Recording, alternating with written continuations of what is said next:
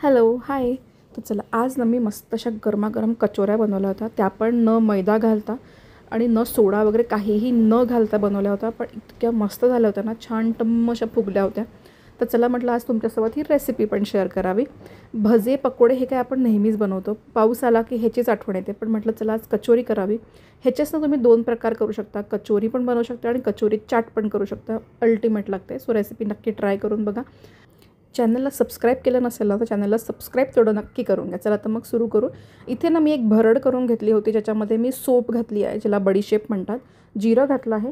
तुमच्याकडे जर अखंड धने असतील तर धनेसुद्धा घालायचे याच्यामध्ये आणि सगळं 1-1 चमचा घालायचं आहे आणि फक्त भरड करून घ्यायची आहे. दुसरं वाटण आपण करणार आहोत ते म्हणजे की हिरवं वाटण, ज्याच्यामध्ये आपण घालणार आहोत आलं, लसूण, हिरवी मिरची आणि कोथिंबीर.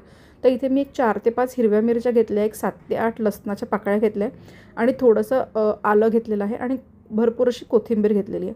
ह्याच्यातसुद्धा आपल्याला पाणी नाही घालायचं आहे. पाणी न घालता हे वाटून घ्यायचं आहे. थोडंसं रफ राहिलं तर चालतं. आता आपण इथे एक पीठ मळून घेऊया. त्याच्यासाठी मी कणिक घेतलेली आहे.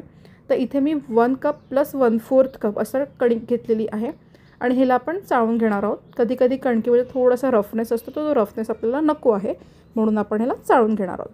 तर हे चाळून झाल्यानंतर ह्याच्यामध्ये घालायचं आहे आपल्याला 1/4 कप रवा. आता रवा जो आहे तो बारीक जो आपल्याकडे नॉर्मली असतो तोच घालायचा आहे. जर तुमच्याकडे जाडवाला असेल तर थोडंसं मिक्सरमध्ये फिरवून घ्या, कारण तो लवकर मुरत नाही त्यामुळे. आता ह्याच्यामध्ये थोडं मीठ घातलं आहे. ओवा जो आहे ना तो हाताने असा चोळून घालायचा आहे, जेणेकरून त्याचे फ्लेवर्स खूप छान उतरतात. त्याच्यानंतर मी त्यात तूप घालते. आता मी इथे एक 3 चमचे तूप घातलेलं आहे. आता तुम्ही तुपाऐवजी तेल पण वापरू शकता, पण तुपाचा जो फ्लेवर असतो ना तो खूप छान उतरतो आणि त्याने खुसखुशीतपणा पण खूप छान येतो. आता आपण मार्केटमध्ये जे खातो ना ते लोकं डालडा, वनस्पती वगैरे वापरतात, पण आपण घरी तसं काही वापरणार नाही आहोत. तर हे आपण तुपात करणार आहोत. तर 3 मोठे चमचे म्हणजे की 3 टेबलस्पून मी तूप घेतलेलं आहे.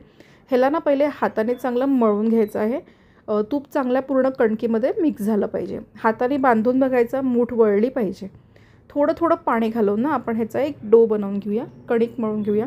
आता ही जी कणिक असणार आहे ही खूप घट्ट नको आहे आपल्याला पुरीसारखी, किंवा खूप मऊ पण नको आहे पोळीसारखी. हिला आपल्याला एकदम मीडियम ठेवायचं आहे. तुम्ही बघू शकता मी कसं केलेलं आहे, कारण आपण याच्यात रवा घातला आहे, रवा फुलेला आहे, त्यामुळे रवा फुलायला थोडीशी कणिक आपण हलकी मऊ भिजवलेली आहे. आता ह्याला आपण मुरायला ठेवूया कमीत कमी एक अर्धा पाऊण तास.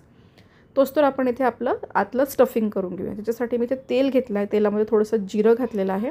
आता जो आपला मसाला जो भरड आपण करून घेतली होती ती भरड आपण ह्याच्यात घालणार आहोत. तर ही ना तेलातच घालायची, तरी ना ह्याचा फ्लेवर खूप छान उतरतो म्हणून. तर ही घातली आहे मी याच्यामध्ये. त्याच्यानंतर आपलं हिरवं वाटण पण घालून देऊया. आता हीच तर तुम्ही तर मी ते बेसन वापरलं आहे. तुम्ही बेसनाऐवजी ना मुगाची डाळ पण वापरू शकता. मुगाची डाळ भिजत घालायची आणि सेम प्रोसेसनी फक्त त्याला शिजवून घ्यायचं. तर मुगाची डाळीची पण होते आणि बेसनाचं पण बनवू शकता. आता ह्याच्यामध्ये घालायचं आहे आपल्याला धनेजिरे पूड घालायचं आहे. थोडंसं हिंग घालायचं आहे. मगाशी मी हिंग सांगायचे विसरली आणि तो शॉर्ट पण बहुतेक घेतला नाही गेला आहे. थोडंसं लाल तिखट घालायचं आहे, हळद घालायची आहे. आता आपण याच्यामध्ये हिरव्या मिरच्या घातलेल्या आहेत, त्यामुळे तिखट त्या अंदाजाने आपल्याला घालायचं आहे. थोडासा काळा मसाला घातला आहे मी ह्याच्यामध्ये आणि आता आपण ह्याला चांगलं भाजून घेऊया. आता हे भाजून होत आहे. त्याच्यात थोडंसं किंचित पाणी, जे मसाले वाटलं होतं ना आपण त्या मिक्सरला थोडंसं होतं त्यातच पाणी घालून मी ह्याच्यात घातलं आहे, जेणेकरून हे खालून लागायला नको म्हणून थोडंसं पाणी घातलं आहे मी ह्याच्यामध्ये आणि या पाण्याने आपण ह्याला शिजवून घेऊया. आता इथे मी बेसन घेतलेलं आहे. तर मी मेजरमेंटनी 1 कप घेतलं होतं, पण ते जरा जास्त वाटलं तर मी इथे 3/4 कप बेसन घेतलेलं आहे. तर तेवढं बेसन इनफ होतं याच्यामध्ये. आता हे आपण ह्याच्यामध्ये भाजून घेऊया. आता मंद आचेवर भाजायचं आहे, फुल गॅसवर भाजायचं नाही, नाही तर ते करपून जाईल. थोडं चवीनुसार मीठ घालायचं आहे आणि या स्टेजला तुम्ही सगळ्यात शेवट म्हणजे जेव्हा तुम्ही गॅस बंद करायला घ्याल त्याच्या 2 मिनटं आधी फक्त याच्यात थोडीशी साखरेची चव घालायची आहे आणि त्याच्यानंतर मग थोडं परतवून मग गॅस बंद करायचा आहे. साखरेची चव नाही घातली तरीही चालतं. थोडा थोडा पाण्याचा हबका मारणार आहे मी ह्याला, कारण आपल्याला बेसन शिजवून घ्यायचं आहे. बेसन कच्चं नको आहे आपल्याला, त्यामुळे थोडंसं खूप पाणी घालायचं नाही, पिठलं नाही करायचं आपल्याला. याचा फक्त पाण्याचा हबका मारायचा आहे 1 ते 2 वेळा, बस इनफ आहे. आणि मग ह्याला परतवून घ्यायचं आणि शिजवून घ्यायचं. ह्यानी बेसन आपला कच्चेपणा जो असतो ना बेसनाचा तो सगळा निघून जातो. हे बघा अशा पद्धतीने आपलं हे सारण जे आहे स्टफिंग ते बनवून तयार झालेलं आहे ऑलमोस्ट. आता हे जेव्हा थंड होईल ना तेव्हा ह्याच्यामध्ये आपल्याला लिंबाचा रस घालायचा आहे. मला थोडी घाई होती त्यामुळे मी आधीच घातलं, पण हे शेवट घालायचं. थोडीशी कोथिंबीर घालायची आणि ह्याला आपण आता एका प्लेटमध्ये काढून घेऊया. आता मी ना स्टार्टिंगमध्ये साखर टाकायची राहून गेली होती, म्हणून मी काय केलं, साखरेचा भुरा होता माझ्याकडे, तो मी शेवटमध्ये घातला आणि मिक्स केला आहे. तर आता हे हलकं कोंबट आहे त्यामुळे ती साखर चांगली विरघळून जाईल. ह्याला आपण मिक्स करून घेऊ आणि ह्याचे गोळे बनवून घेऊया. आता छोटे छोटे गोळे करायचे आपल्याला, खूप मोठे गोळे नाही करायचे, नॉर्मल गोळे. हे बघा छान बांधल्या पण गेले. एकदम छोटे छोटे गोळे करून घेऊया आपण ह्याचे. तर हे बघा आपले हे गोळे बनवून तयार आहे. इथे तेलही तयार आहे आपल्याला तापलेलं आहे तळण्यासाठी. तर आधी ना याच्यात मिरच्या तळून घेतल्या.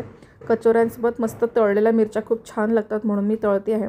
मिरच्यांना मधातून स्लिट करून घेतलं आहे आणि तळून घेतलं. याच्यावर थोडंसं मीठ आणि लिंबू घालायचं आहे, चव खूप छान येते. आता आपलं पीठ जे आहे ते छान मुरल्या गेलेलं आहे व्यवस्थित. आता ह्याचे सगळ्यात इम्पॉर्टंट स्टेप जी आहे ना ती म्हणजे ह्याला असं आपटायचं आहे आपल्याला. तुम्ही ह्याला जितकं आपटाल ना, ह्याला कमीत कमी 4 ते 5 वेळेला मस्त आपटून घ्यायचं, जेणेकरून ना आपल्या कचोऱ्या छान फुगतात, कुरकुरीत होतात, क्रिस्पी होतात आणि जास्त तेल पण पित नाही. त्यामुळे ह्याला आपण असं आपटून घ्यायचं. आपटून घेतल्यानंतर ह्याला एकदम मळून घ्यायचं. थोडंसं तेल लावलं आहे मी याला आणि मळून घेतलं आहे. आणि मग आता ह्याचे छोटे छोटे गोळे करून घ्यायचे. जसं आपण स्टफिंग करून घेतो की नाही, पराठे वगैरे आपण स्टफ करतो त्या पद्धतीने करून घ्यायचं आहे. थोडंसं पतलं ठेवायचं आहे याला आणि मग ह्याच्यामध्ये आपण जे गोळे केले ते गोळे भरून घ्यायचे आहे.